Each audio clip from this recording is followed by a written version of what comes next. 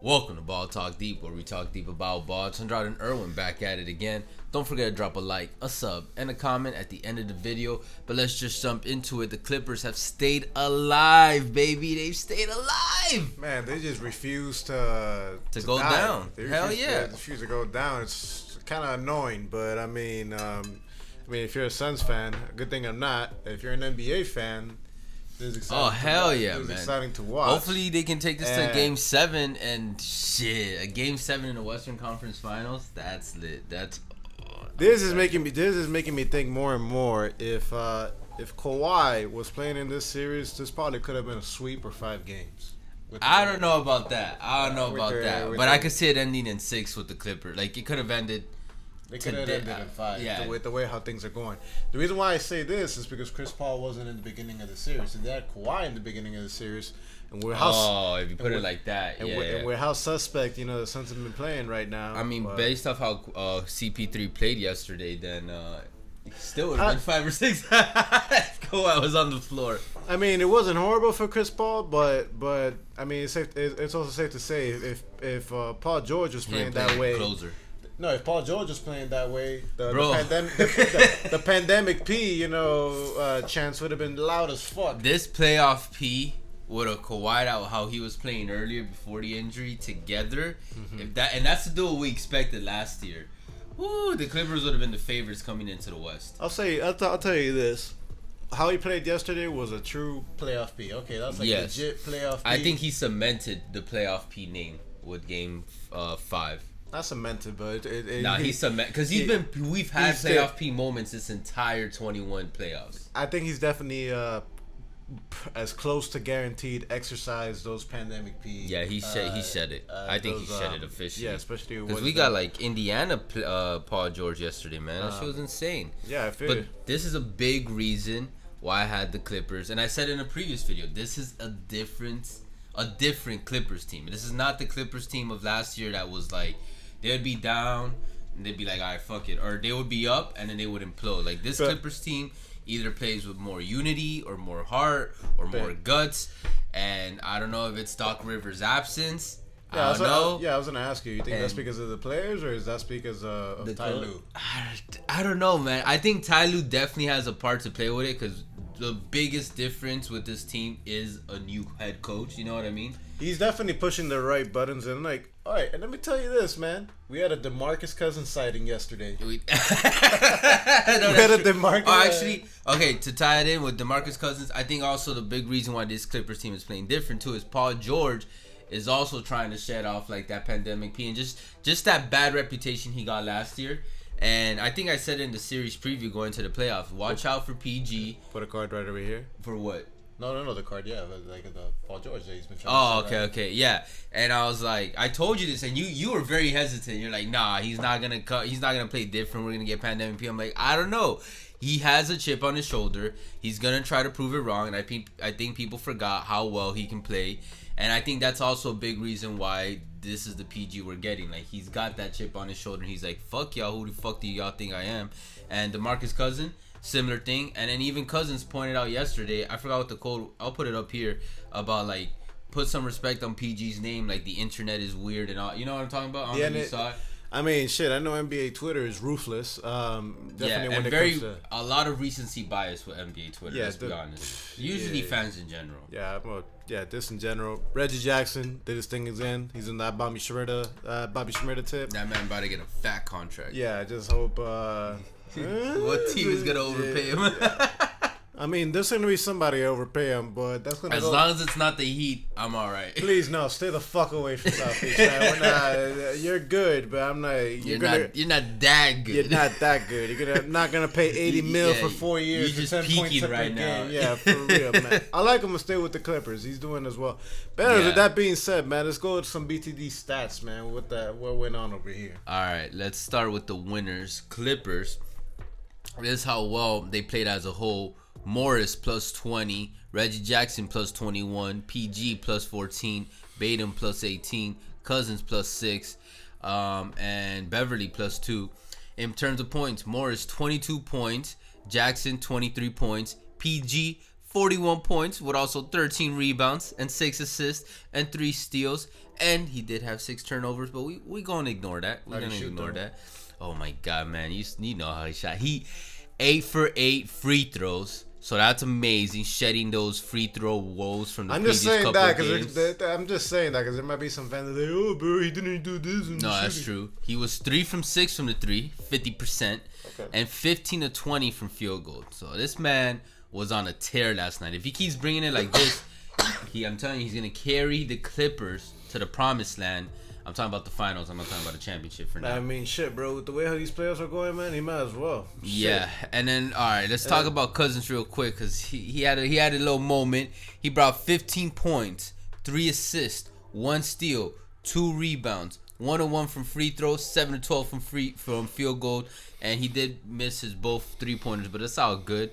15 points for DeMarcus Cousins, man. That's not. It's crazy to think like back in the day this would have been like, oh my God, what a fucking terrible. You know what I mean?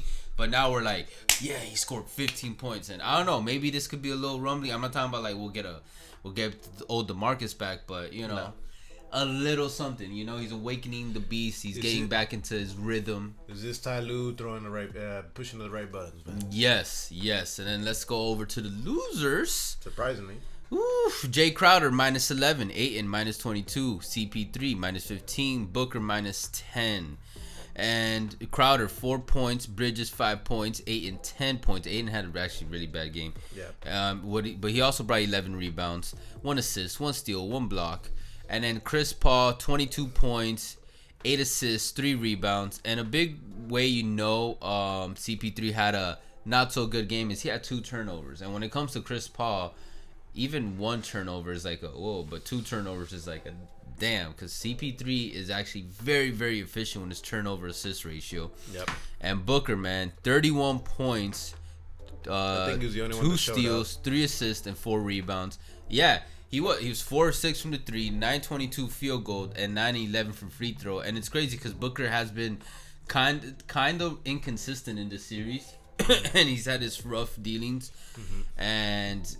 When he has a game like this, if Ayton or CP3 showed up, they might have taken it. But shit, and I'm kind of scared, man. I think Clippers. If Clippers end up winning, this is the game where we'll look back like this is the one where the Clippers stole the Phoenix Suns' heart. I'm not too concerned, man. The Suns still have the better team overall. They still have home court advantage. Simply what it was is that the Clippers, they came out like how they should have in Game 5. They came out like a team. That's how they're gonna come out in Game 6. That's desperate. Backs pushed against the wall, and that's something that last year's Clippers would not have been able to do. Credit to them, they did that. Yeah. And let's see how the Suns. Guarantee you, last year the Clippers would have lost this game. Bro, it would have been 4-1. Yeah, no, you're right. I mean, I don't think nobody would disagree. No, man, definitely especially not. without Kawhi on the floor. But what do you think, man? Do you think this is gonna be pushed to 7? Yes, yes. Okay, bro, they're going back to LA for Game 6. You think? What do you think? You think Phoenix is gonna win in Game 6? I don't think so. They won in Staples Center. They won in LA before. Yeah, that's cool. But this is Game 6, and this is again, like I said, every game moving forward is a Game 7 for the Clippers. And with Ty Lue, who I said in the last reaction, that's the winningest behind the back coach right now in the NBA. And PG, I'm telling you, this is a different type of PG. We're getting a little Pacers PG again. And those two combined, I think they can keep pushing this team. And like I said, the supporting cast has got to keep supporting. Keep supporting. Yeah, it's funny that none of us even brought up, like, is Kawhi going to come back? Nah, he's not. He's not coming back. I think you were telling me yesterday that. Look at this dumbass image. Yeah, apparently Kawhi is having trouble with the fucking medical staff, health staff on the Clippers. Yeah, and at this point, look, I'm not trying to. Okay, injuries are important. We're very emphatic about that. We understand that, but like at a certain point, like. Again, bro, like it happened with the Spurs. I'm like, it's happening with a second organization. I'm like, Kawhi, are you trying to tell us something, man? Are you like a doctor? Yeah. Did you go to like like shit, man? His undergrad wasn't pre-med. I don't know, man. Yeah, he knows something we don't. It's annoying, but it's like these are professionals, bro. And like, I know some people are gonna bring up, franchises. The executives are gonna push you to play. You're a star player. They're trying to win a championship.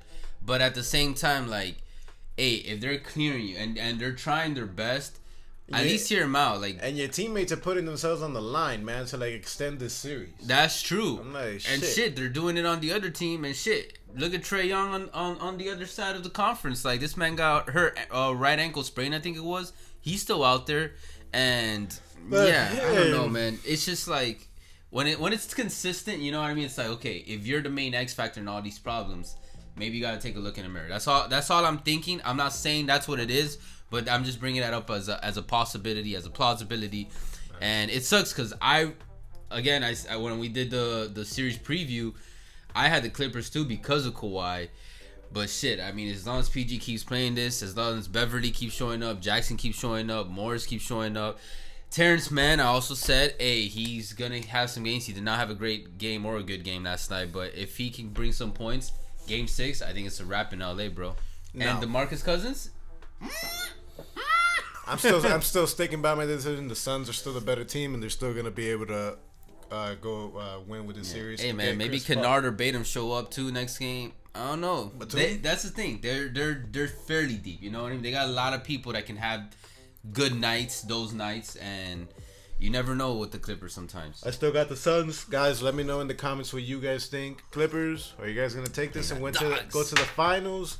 Is playoff P a thing again? Pandemic P no more? You know who Paul George just reminded me of? What? Jimmy Butler in last playoffs for the Heat. Okay. You know, that's what he's doing. He's willing, just with Butler, will that Heat team to the win. Yeah. Obviously, he had Bam by his side. PG is willing this Clippers team, and shit, if he makes it to the finals, he not only does he break the Pandemic P title, he breaks that Clippers curse. And it shows that they don't need Kawhi's ass. Nah, I'm kidding. Hey, you think this is gonna make it hard for Kawhi though? Seeing as how he went down this postseason, like, man, he doesn't give a shit, man. Going to a different team, getting that high contract, or you think this is hurting his? No, his man. value a little? That's like somebody's gonna pay Reggie Jackson's ass, you know, and load up the Brinks truck. There's gonna be a lot of people that are gonna pay Kawhi. I feel you, but I don't know. It gives me a little hesitation, just a little, like 1%. Okay, and Suns fans, what do you guys think, man? Y'all think you're fucked? You know, you guys need to get your shit together. Are y'all scared now? Let us know what you guys think in the comments. If it goes to Game 7, I think you'd be a little shook. I don't care, man. I already started not caring about the playoffs once the Heat got eliminated, man. Oh my! What? I'm like, fuck that. Last night was a great. Hey, if you made it this far, last night was a great night for a great day for fucking sport. 2 Euro 2020 classic matches and a classic NBA playoffs match. Fucking amazing. I know, right? And Love Island premiered. Hey, we going international on this. Jeez, BTD. Jesus Christ, man. Or whatever you believe in. Either way, man, appreciate all the love and the hate. You guys already know. Catch us on Twitter, TikTok, Facebook, all podcast streaming platforms. And to finish this off, majority of you guys are watching this are not subscribed, man. Do something about that shit, man. Hit that sub button. Hit that sub button. Exactly. But anyways, please. Please hit that shit. Anyways, we'll catch you guys soon. For now, take care.